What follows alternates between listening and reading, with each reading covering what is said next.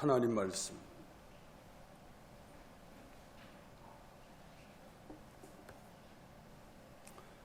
이사야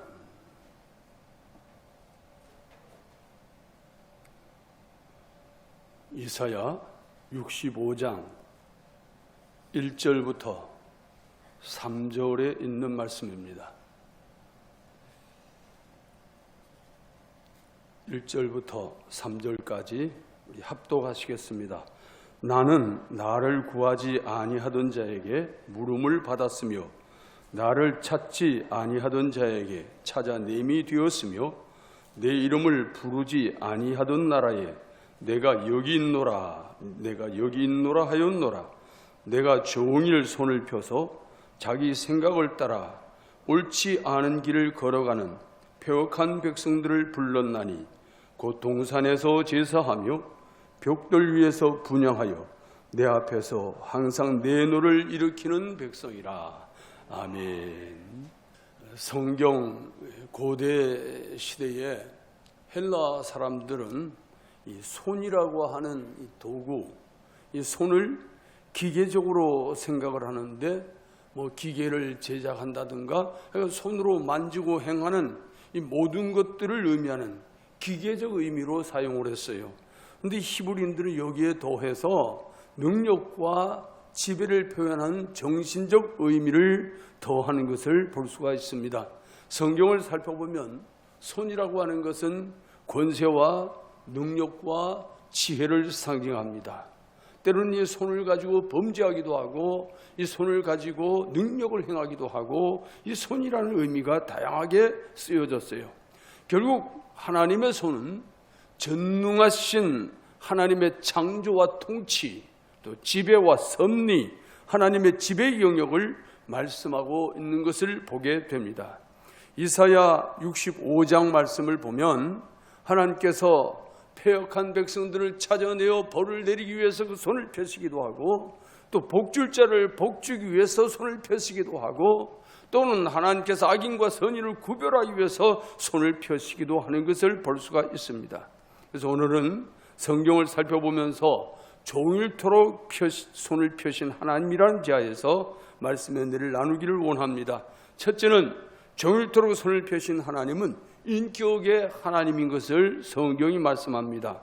오늘 본문 2절 말씀을 보니까 내가 종일 손을 펴서 라고 하는 표현이 있어요. 종일 손을 펴서, 이거 하나님의 인격성을 표현해 줍니다. 하나님 보이지 않는 영이십니다. 보이지 않는 영이심에도 불구하고 우리와 같이 인격을 지니고 계신다는 겁니다. 성경에서 하나님을 인격적인 모습으로 표현하고 있는 부분들을 많이 발견하게 되는데 먼저 하나님은 눈이 있어 보신다고 말씀을 합니다.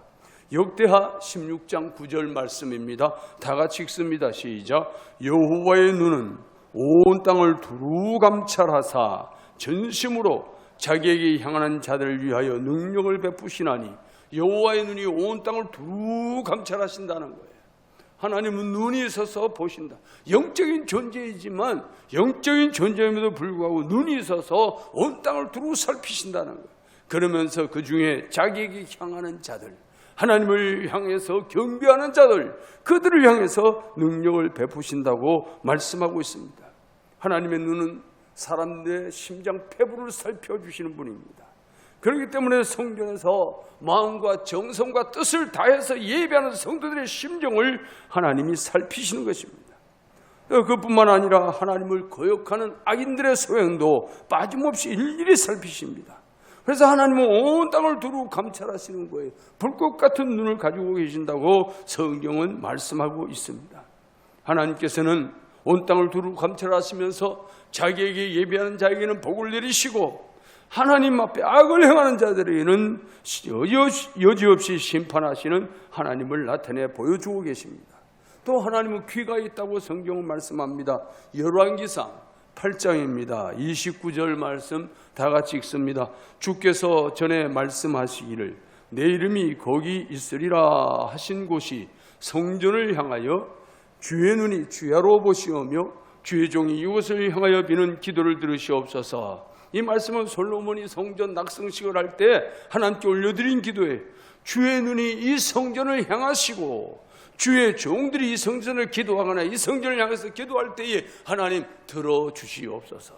하나님 귀를 가지고 계신다는 거예요. 귀를 가지고 있어서 우리의 소리를 들으시는 거예요. 우리의 기도만 들으시는 게 아니라 평소에 말까지라도 다 들으신다고 그랬어요. 우리가 평소에 긍정적으로 하나님을 향해서 우리가 말을 하면 하나님께서 우리 믿음의 그 고백을 들으시고 그 믿음의 고백대로 역사하시고, 우리가 하나님을 향해서 부정적이고 믿음 없는 소리를 하면 믿음 없는 대로 하나님 또 일하시는 분이에요. 그래서 하나님께서는 귀가 있어서 들으신다 말씀합니다. 우리 민수기 14장 26절에서 28절에 있는 말씀을 같이 읽어보시겠습니다. 여호와께서 모세와 아론에게 말씀하여 이르시되 나를 원망하는 이 악한 회중에게 내가 어느 때까지 참으랴. 이스라엘 자손이 나를 향하여 원망하는 바 그 원망하는 말을 내가 들었노라. 그들에게 이르기를 여호와의 말씀에 내 삶을 두고 맹세하노라. 너희 말이 내 귀에 들린 대로 내가 너희에게 행하리니. 아멘.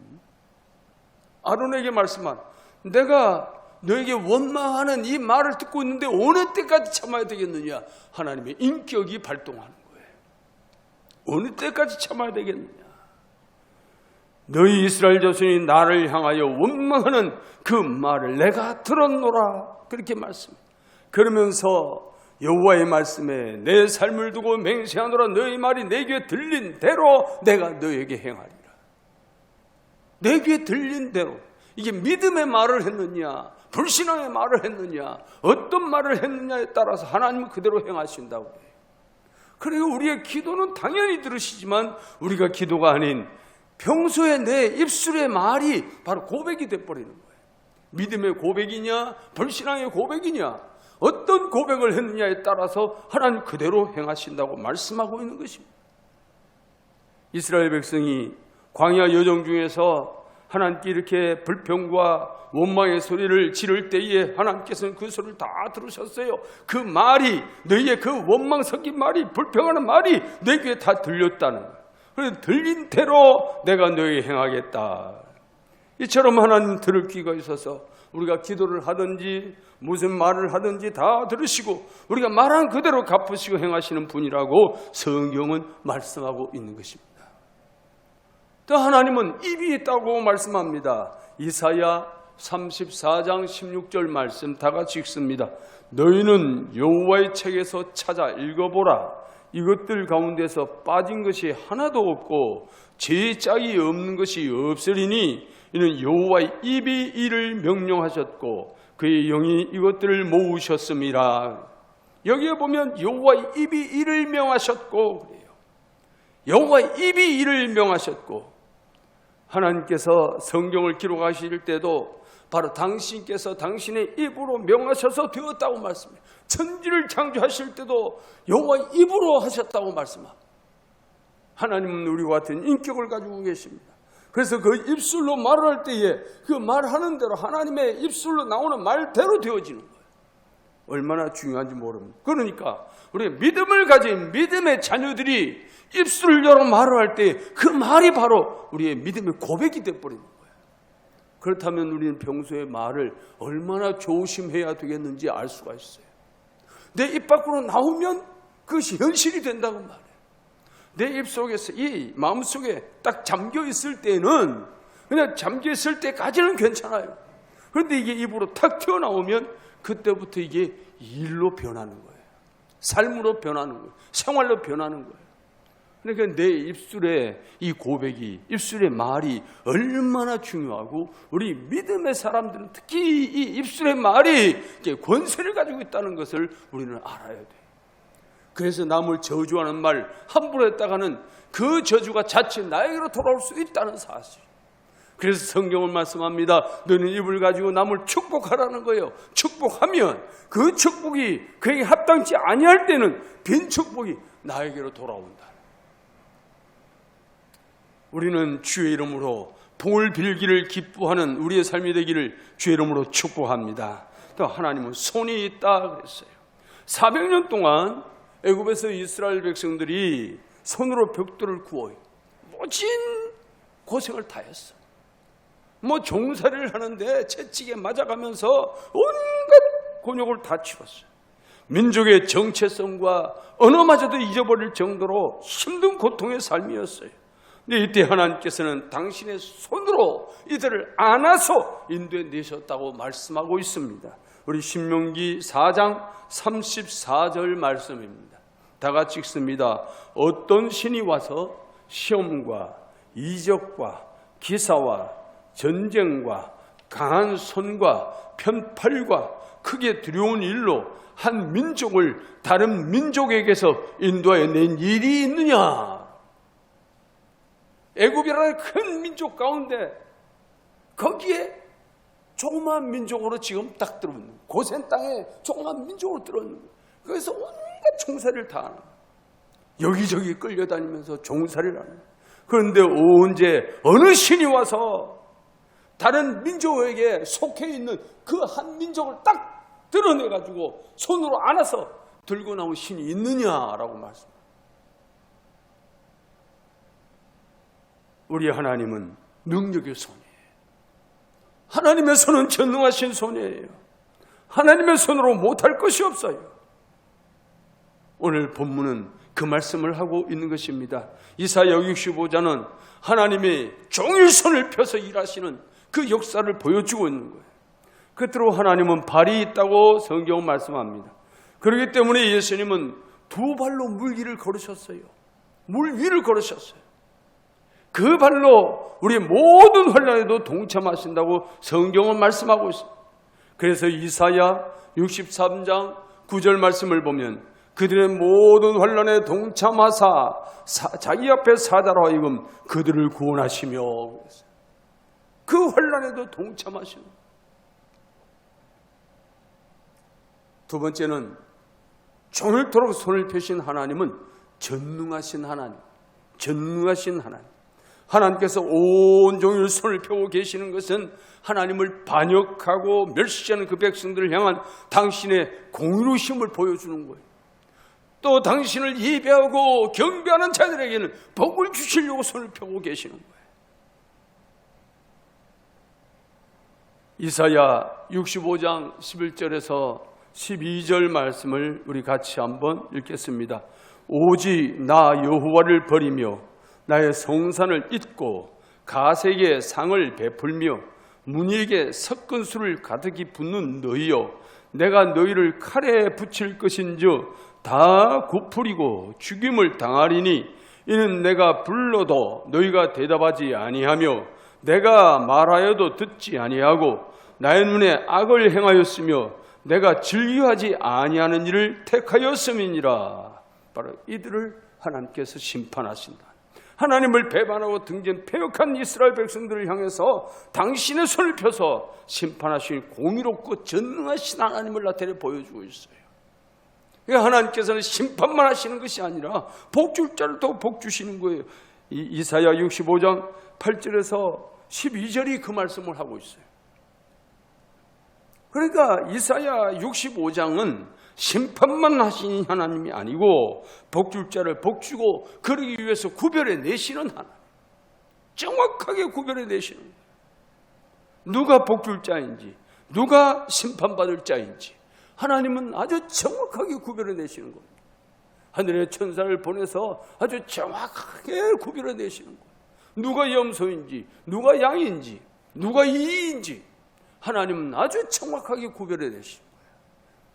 나는 아무리 나는 양입니다 해도 하나님 보실 때 아니면 아닌 거예요. 나는 양의 자격이 없어요. 그래도 하나님께서는 너는 양이라 그러면 양인 거예요. 하나님은 정확하게 구별해요. 얼마나 중요한지 몰라요. 셋째로 정일토록 손을 펴신 하나님은 사랑의 하나님이십니다. 우리 본문 1절 말씀을 보시겠습니다. 다 같이 읽습니다. 나는 나를 구하지 아니하던 자에게 물음을 받았으며 나를 찾지 아니하던 자에게 찾아냄이 되었으며 내 이름을 부르지 아니하던 나라에 내가 여기 있노라 내가 여기 있노라 하였노라. 하나님을 구하지 아니하던 자들이 누구예요? 이방인들도 여기에 포함돼요. 하나님의 백성인데도 하나님을 구하지 않는 이들에게도 하나님께서는 나는 그들에게 물음을 받았다. 하나님을 구하지 않는 자들에게 물음을 받았다는, 나를 찾지 아니하던 자에게 찾아냄이 되었다는, 이게 무슨 말씀일까요? 하나님은 사랑의 하나님으로 그들에게 나타나 주시는 거예요. 그들은 하나님을 찾은 적도 없고 하나님을 구한 적도 없어요. 그런데도 불구하고 하나님이 먼저 그들에게 나타내 보여주시는 거예요. 그들은 하나님을 찾지 않았지만 하나님이 나타내 보여주시니 찾아내면 되는 거예요. 그들은 하나님을 구하지 아니했지만 하나님 먼저 말씀해 주시니 하나님 물음이 되시는 거예요. 거기에 더 나아가서 내 이름을 부르지 아니하던 나라에 내가 여기 있노라, 내가 여기 있노라 했노라. 이게 무슨 말씀이에요? 이방인들에게도 하나님께서 친히 나타나셔서 내가 여호와 하나님이다 라고 말씀하십니다. 여기 말씀처럼 하나님께서는 전에는 하나님을 구하지도 않은 이방 사람들이 하나님께 돌아와 하나님께 물으니 쾌히 대답해 주십니다. 전에는 하나님을 찾을 마음도 없던 사람들이 하나님을 찾고자 하는 그 열정이 아무것도 없지만 하나님이 먼저 나타나 주심으로 찾은 바 되어 주십니다. 이방인이든 하나님의 선민이든 하나님은 구별하지 아니하시고 하나님이 이렇게 역사해 주십니다. 하나님을 부르지도 않는 자들에게 내가 여기 있다고 말씀해 주시는 하나님, 이 사랑의 하나님, 은혜의 하나님, 자비의 하나님, 인애의 하나님이십니다. 그만큼 하나님은 그 백성들이 돌아오기를 기다리고 계십니다. 그 백성들이 돌아오기를 기다리고 계십니다. 이것이 하나님의 사랑이에요. 하나님은 그러한 자들을 가르쳐서 돌이키기만 하면 구원하시겠다고 아주 안타깝게 말씀하고 있는 것입니다. 마치 누가복음 15장에 보면 세 가지 비유가 나옵니다.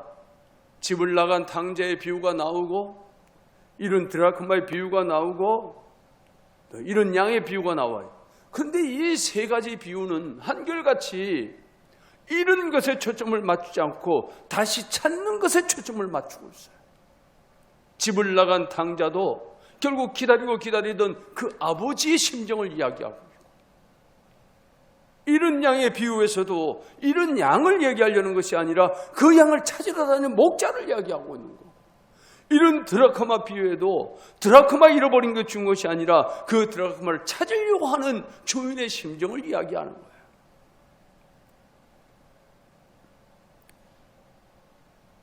이 집 나간 아들이 완전히 거렁벙이가 되어가지고 상거지가 되어가지고 악취를 풍기면서 그렇게 돌아오는데도 그 아버지는 아랑곳하지 아니하고 덥석 끌어안으면서 눈물로 반겨주는 것, 이 아버지의 사랑을 하나님은 말씀하고 있는 것입니다. 하나님의 손은 우리의 죄악과 우리의 질고를 대신 짊어지신 그런 손입니다.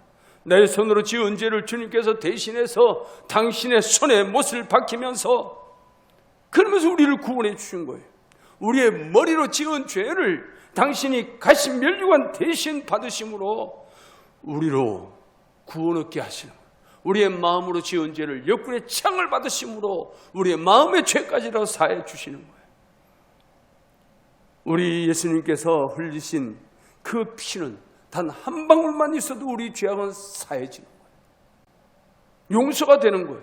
정결하게 되는 것입니다. 많은 피가 필요하지 않아요. 한 방울만 떨어뜨려도 우리의 죄는 완전히 사해지는 거예요. 그래서 성경은 말씀합니다.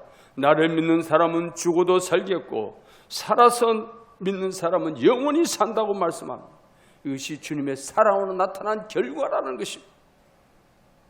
주님께서 사망 권세를 깨뜨리고 부활하심으로 우리 기독교는 빈 무덤의 종교가 되었습니다.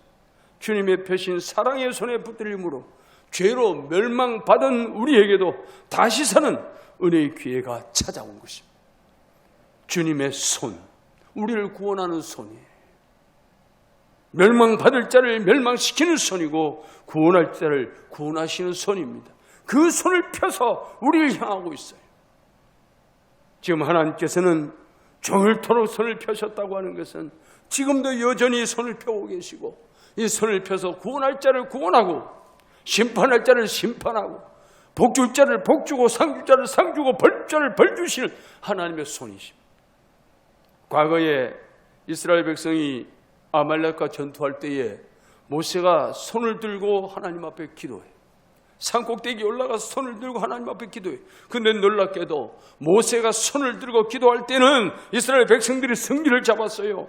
그 결과로 여호와 니시라는 승리의 깃발을 들게 되는 것입니다. 그런데 모세의 손이 내려오면 이상하게도 이스라엘 백성들이 밀리기 시작해요.